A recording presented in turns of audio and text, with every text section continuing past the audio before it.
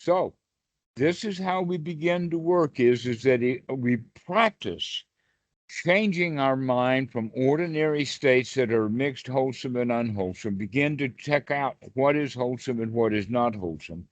Make sure that the thoughts are wholesome, gladden the mind, brighten the mind, and by that way, we begin to feel good. We literally talk ourselves into feeling comfortable.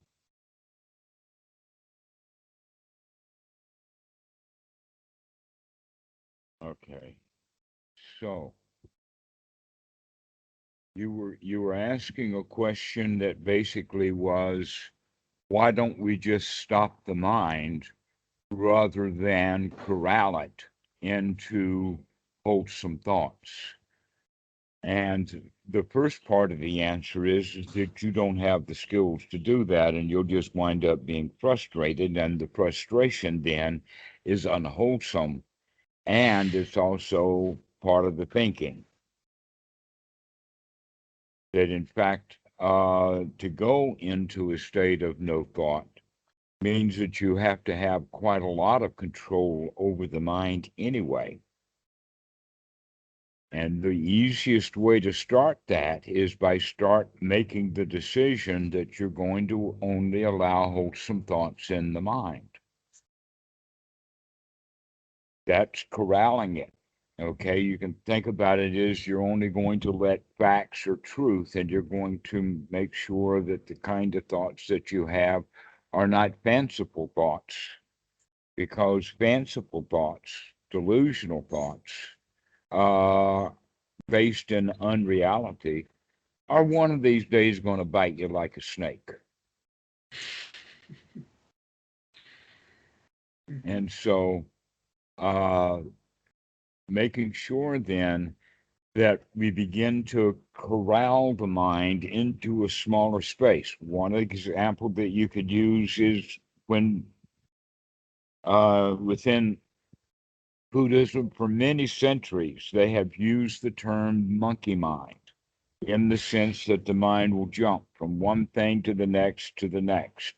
A little kinder thing to call it would be free association, in the sense that this thought will have an associative thought, which will have an associative thought. And so the mind just jumps around like that, and that we kind of let the mind do this. And we never actually teach our children to actually train the mind. And training the mind then starts with uh, deciding what's worthwhile having in the mind, rather than just letting anything come to mind. Thoughts of cruelty, for instance, thoughts of revenge, thoughts of getting back at, thoughts of causing arguments, thoughts of finishing arguments. Those are kind of thoughts that can fairly easily be seen as unwholesome once we start looking at them. Thoughts of cruelty, thoughts of wanting things that we don't have is a whole lot more subtle, because many people will practice meditation a long time wanting results, and they don't have them. And some of the results they want has to do with magical thinking, like wanting magical powers. And because they want things that they don't have, that means that they feel incomplete without those magical powers, which they will never have. So that's kind of meaning that they're dooming themselves to be dissatisfied and not complete, not whole, not samadhi. However, if we don't want anything, if we don't want any magical powers, if we recognize that anybody who does have magical powers winds up generally misusing them, gets into trouble, or he's a charlatan from the begin with and just pretending to have magical powers and then gets into trouble. So in both cases, magical power is trouble. Once we see the dukkha in it, then we can say, wow, I bet I can get along without that kind of stuff. More magic, more problems. Mm-hmm. So, but there's a lot of people into spirituality and New Age and Buddhism and Hinduism and various levels of Christianity. Everybody's out looking for magical power. And so this is a common issue. And these thoughts are all unwholesome. Wanting things that we don't have, wishing for things that we don't have, imagining things to be that aren't, keeps us in a slight state of dissatisfaction. So, this is one of the more subtle ways of understanding what is wholesome and what is unwholesome, of not wanting things that we don't have, whether it's a physical piece of thing. In fact, at the level of what we've just talking about, wanting things that we don't have in the sense of magical powers, we could see that as talking about it in the sense of spiritual materialism. That those magical powers are just material possessions that we could have that will bolster the ego and make us feel safe if we ever had that kind of power. And the point is that we can feel safe without magical powers because we're allowing only wholesome thoughts into the mind. We're not allowing thoughts into the mind that make us feel unsafe and unsecure. So an example of that would be I feel unsafe and unsecure without those magical powers. And that's exactly what happens is that, or the other part of it is that people feel safe and insecure and don't really know why.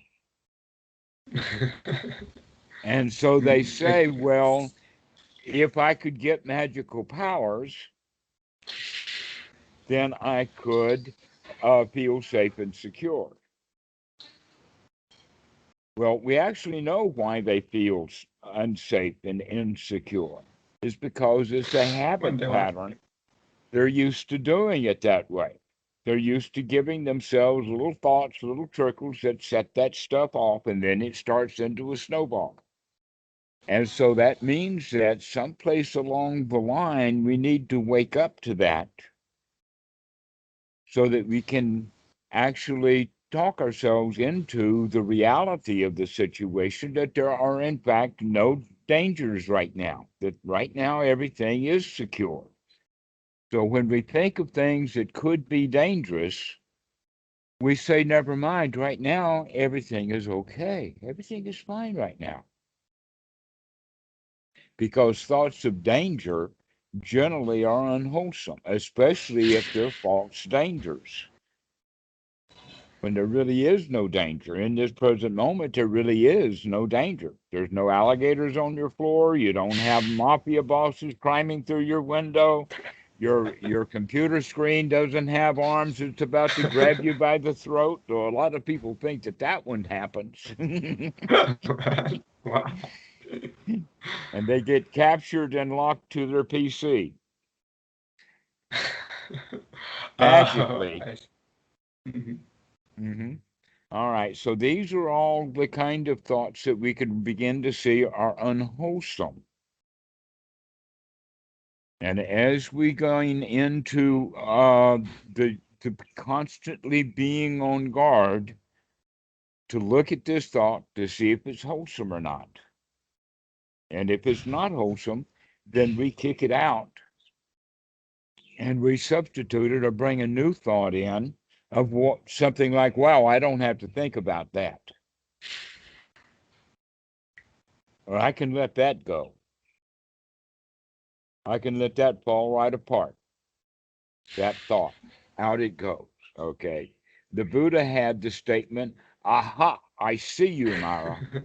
Okay, this is what we're talking about, is that but uh, in order to do that, that's right effort. But right effort works with right view in the sense of right discernment about what is wholesome and what is not wholesome. as well as the willingness to throw out unwholesome things and to bring in and substitute and put wholesome thoughts in the mind. And so all three of these things are skills to be developed. Sati is a skill to be developed, to keep remembering to keep looking at what we're doing. And then in the right view, we keep looking to see what we are doing. And we're making a case on the sense of, is this wholesome? And sometimes we wake up and we recognize this thought is wholesome. And we say, yippee-ki-yo-ki-yay, I'm in a wholesome state of mind already. No efforts at all. Here we are. And sometimes we look at a thought and we're not sure whether it's wholesome or not. The general case would be that if it doesn't absolutely appear wholesome, then it's probably tinged, which means that it has both attraction and dangers. And so the dangers can be then investigated, and that would be what we would call insight. What is the dukkha in that kind of thought? And we begin to understand that there's one kind of thought that we used to think is wholesome and now are not, and that would be what we would label as junk thoughts. Just ordinary junk thoughts.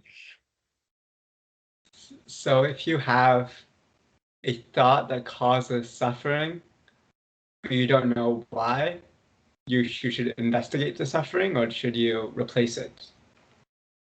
As soon as you recognize that it is suffering. Mm-hmm. See, that's a big mistake that many people make. In fact, you could say that that's the biggest mistake that the Mahasi method makes, is trying to answer that question. Now that this is dukkha, how deep into it do I go? And what questions do I ask along the way? That's almost like asking, now that you've given me a blistering hot rock that just came out of the fire and I'm holding it in my hand, what am I going to do with it? And am I going to stand here and let it burn the flesh on my hand, or am I going to drop it? Okay, we don't even have to go through that thought process. We throw it out immediately. So this is the way that we recognize it is that the dukkha then is dangerous. It's a hot rock, and the sooner we get rid of it, the better. Because the skills that we're trying to develop is not the skill of deep dives into dukkha to find gold buried under the coal. All right, some people want to do that. Some people call that psychological archaeology, of going back into our past. Actually, a way of thinking about that would be like a tree. And that we think that what we've got to do is to uproot the tree. And so we start digging and digging and digging and digging.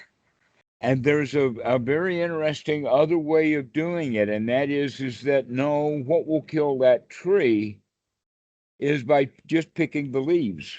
So if a leaf comes on, you just pull the leaf off. If you keep pulling the leaves off the tree, it will die, and you don't even have to dig it up. And so in a way, this is how we're practicing. One thought at a time comes up. And if it's a leaf on a weed, then we pick it off, so that the weed then has no substance. We don't have to pull it up by the root. But if it puts out leaves or whatever, we can cut those weeds off so that it has no sunshine, has no nourishment, and so the weeds will die out. This is exactly what happens in the mind with habits. If you are in the habit of, let us say that you are a piano player, and that you have been playing a particular repertoire, but you've got one piece of music that's your favorite because you've been playing it since you were a child over and over and over and over again. Everybody likes it and you're very happy to play it, okay, like that. And then something happens in the sense that you change your lifestyle. Many different possibilities. One would be that they became a Catholic priest and no more piano and nunnery or whatever like this. And so they don't practice that piano at all for years.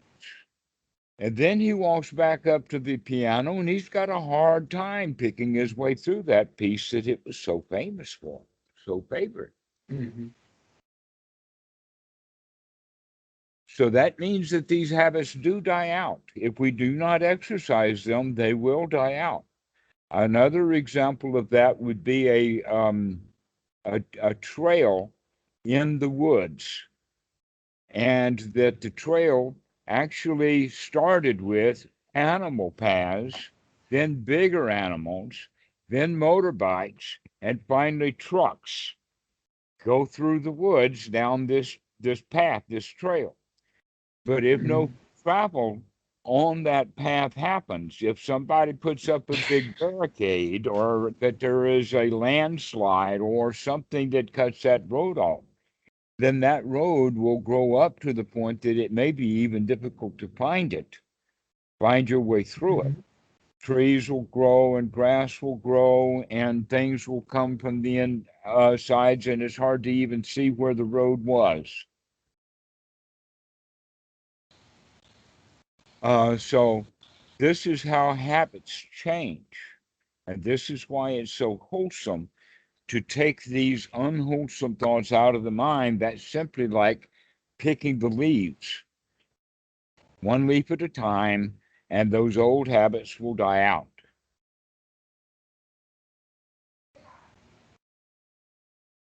So without trying to get too complicated, there's another way of looking at it, and that is that imagine that reality is actually the tree, and that we don't really need to kill the tree either by uprooting it or pull the leaves off of it, but to recognize that it's not the tree itself, but that it's like a shadow of a tree, that the internal representation of the real world, the real tree out there, is not a real tree.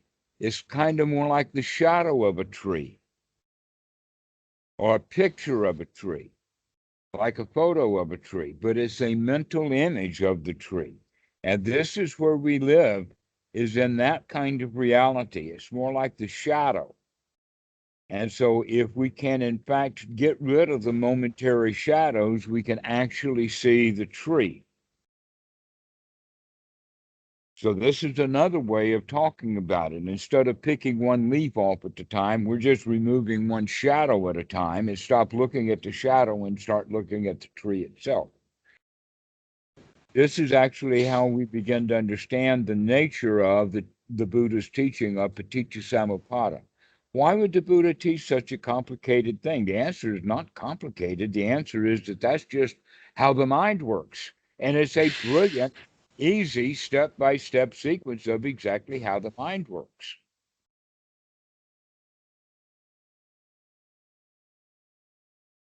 And so an important part then is to recognize that we don't really live in the real world, that what we live in is a shadow world that we have created within the mind using words like perception.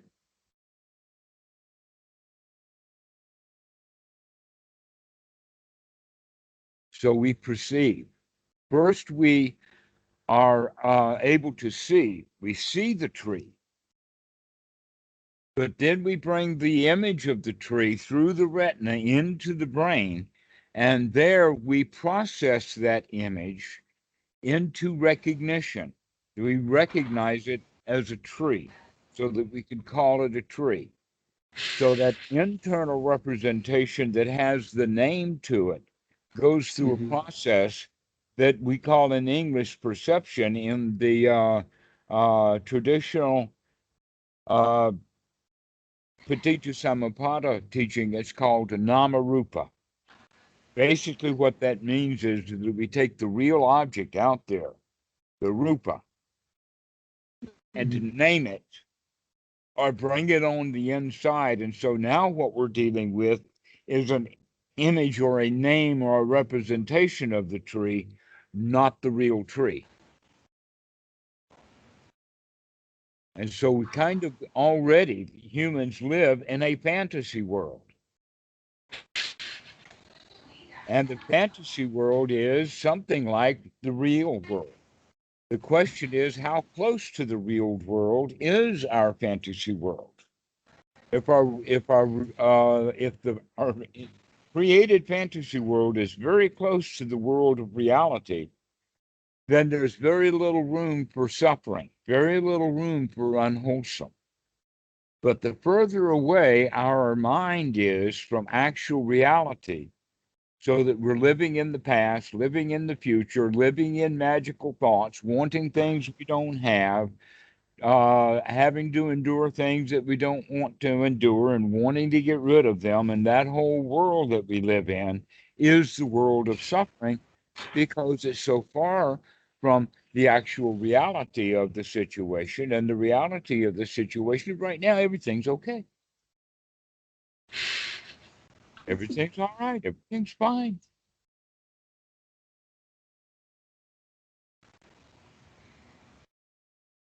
And so we keep coming back to that. That's to remember literally to wake up and to be in reality right here, right now, rather than in a mentally constructed world.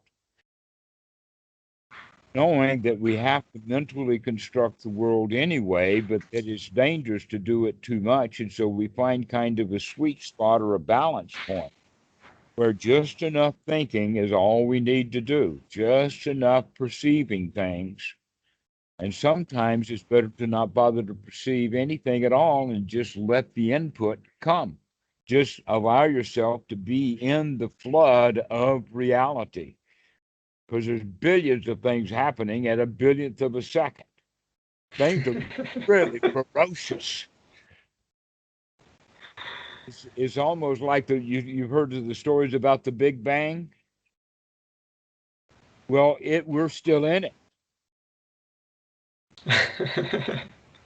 We're still in it. We're like a speck of wood that's flying through the air.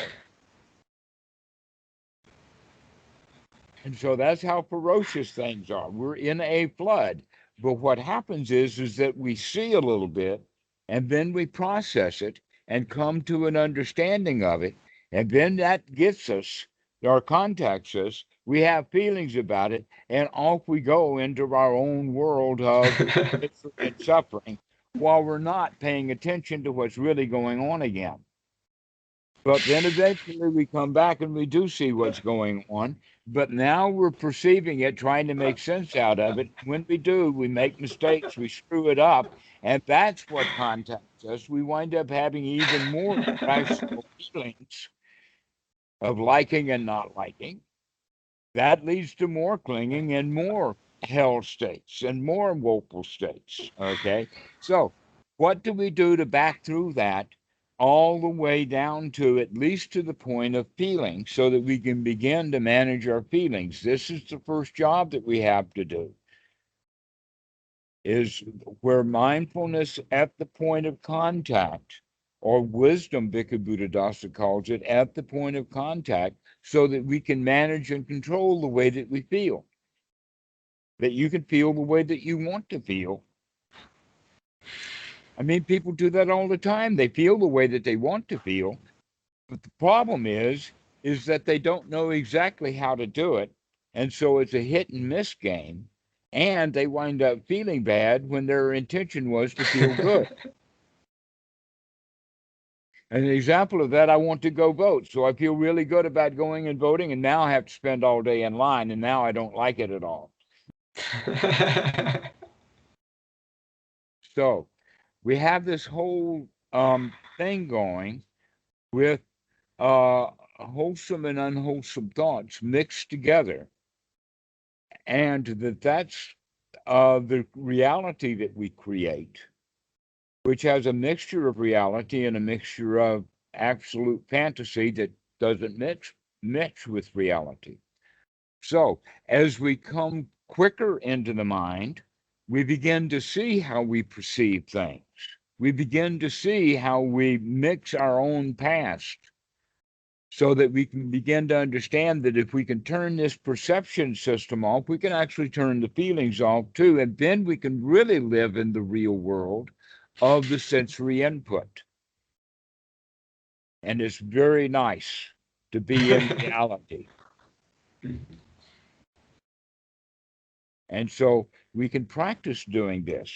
And as we practice, the mind gets quicker and quicker and quicker and quicker, and it backs up through these processes so that we get to the point of just raw or bare consciousness, so that the seen is merely the seen, the heard is merely the heard, the cognized is merely the cognized, the touched is merely the touched. And we don't have to make a big deal out of it. And we don't have to deal with the big deal maker in there, the I. Just stay in perception or in sensory awareness. So this is part of the process of cleaning out the mind, getting only wholesome thoughts in the mind, so that we can begin to see how the mind works. And along the way, we actually, with these wholesome thoughts, talk ourselves into feeling really good. We can see that, hey, there's nothing dangerous here. I can feel really safe and secure. I don't have to feel insecure.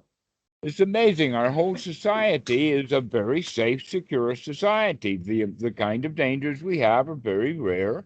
And yet everybody in our society goes around feeling uptight and afraid, and oftentimes creating the very dangers that they succumb to in their fear.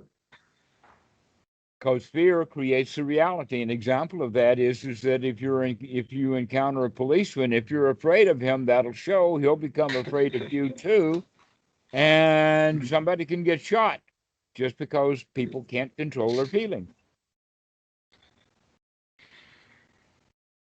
So this is how we begin to work: is that we practice changing our mind from ordinary states that are mixed, wholesome and unwholesome, begin to check out what is wholesome and what is not wholesome, make sure that the thoughts are wholesome, gladden the mind, brighten the mind, and by that way, we begin to feel good. We literally talk ourselves into feeling comfortable. We begin to feel comfortable when we talk about being comfortable. We begin to feel satisfied when we think of being satisfied, and have thoughts of satisfaction. And so we want to actually create the environment that is actually we're capable of being in. We're capable of right now of being relaxed and comfortable and not afraid of anything, secure, safe.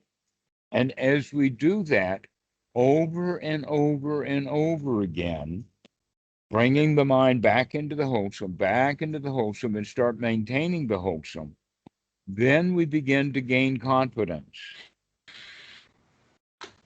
The confidence of, I can do this, the confidence of this can be done, the confidence of no matter how obstructed the mind gets, or another way of saying it doesn't matter how many guerrillas come through the wall, it doesn't matter how many cops park their police cars all wailing in the front yard. Doesn't matter how obstructed the mind gets, I can calm down, take a deep breath, come back to this present moment, and live in reality. And I do not have to create the dangers that the mind wants to create. That's confidence. That kind of confidence is why they call it the lion. The Buddha was a lion. That kind of confidence. All right, the kind of confidence that is a winner. The kind of competence, in fact, that's so competent we don't have to play the game.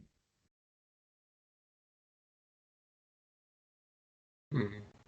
Okay, like the Grand Chess Master does not play with any and all players who come by wanting to play with him.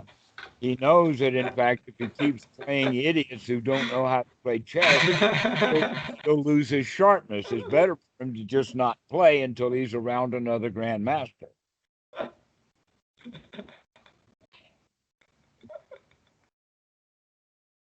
So we begin to disjoint from the world in the sense of when the world is presenting itself as a flood of data, we just let it be a flood of data without having to go through the perceptional process of, this is really dangerous. These cops got their guns out and they're pointing at me and they're saying, put your hands in the air and all of this is really dangerous, and then we feel really afraid. I can put my hands in the air without feeling afraid. Hello, officer. Welcome. You look really excited.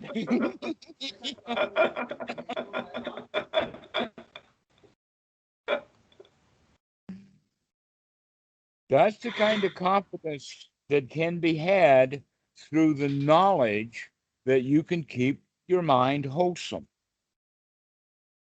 That you do not have to become afraid just because fearful things have been there before and we are in the habit of being afraid doesn't mean now we have to be afraid. That we can control the mind with our feelings. And the feelings control the mind, and the mind controls the feelings. We begin to talk ourselves into feeling good, and then we let that feel good maintain itself. While we are on guard to make sure that the next few thoughts that come by are all wholesome. And so maintain this state. This is how it's to be practiced. It does not have to be practiced formally. And in fact, in many cases in Asia, it requires no formal practice. Mm-hmm. The formal practice, I think, has gotten started because it's a moneymaker. Go to a retreat, spend a whole bunch of, get away from it all.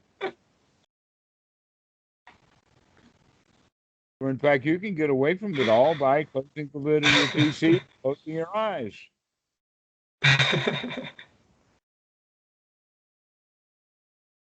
Then you can take a deep breath, tell yourself all about it. Wow, this is so nice. Everything's okay. Everything is fine. I have no work to do and nothing to play and no place to go. And the spring comes and the grass grows by itself.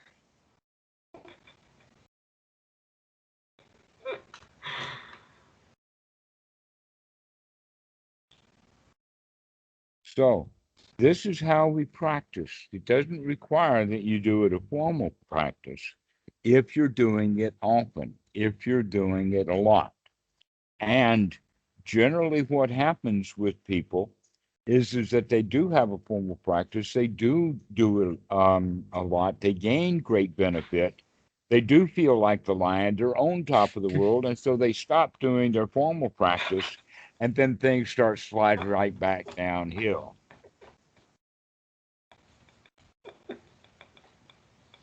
Because they forget, they keep forgetting because sati is a skill to be developed. And if you're not practicing the piano, you're not going to remember how to play that piece of music. You're going to forget. And that's why we have a kind of a formal practice. So I would recommend you think about that you, as soon as you wake up in the morning, that you have 10 minutes of practice. As soon as when you go to bed at night, have about 10 minutes of practice. Are there long breath, for example? Or what? Doing long breath, slow breath, or whatever? Yes, the long, slow breath should be the main practice. But you can do that when you're doing other stuff too. Is that recommended? If you can remember, If you can remember, that should be the answer. Because that's what we're doing, is that we're building the skill of remembering, and we're using breath as an anchor to do that. So whenever we remember, we want to include with the remembering a deep breath, and that pretty soon they almost come together, that you find yourself waking up already in a deep breath, or as the deep breath happens, the wake up happens together within a really, really close split second.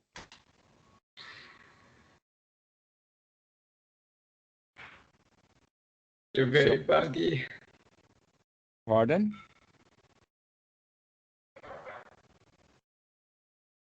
What? Your voice is coming in and out. Yes, there's lack of internet connection.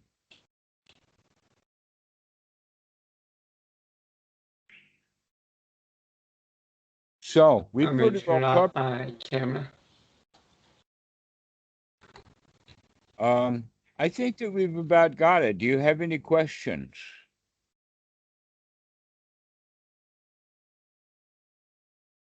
Yeah, I'm good.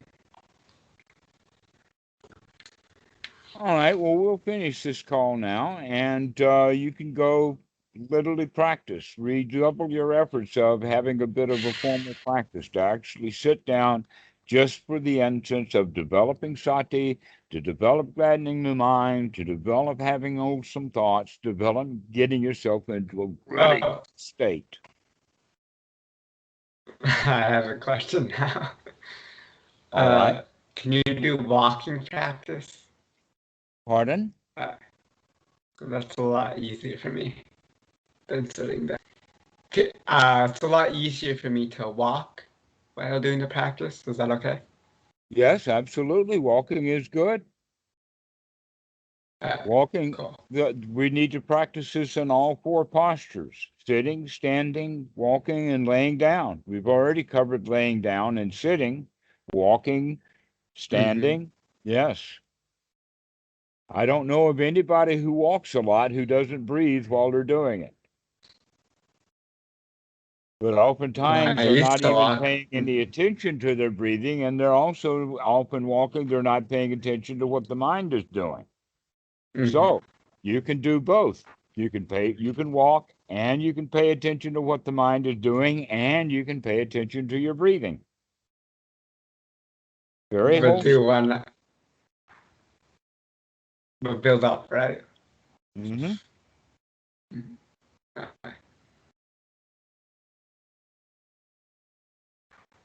All right. Well, we'll talk to you later then. Yeah, thank you. Okay. Great. See you. See ya.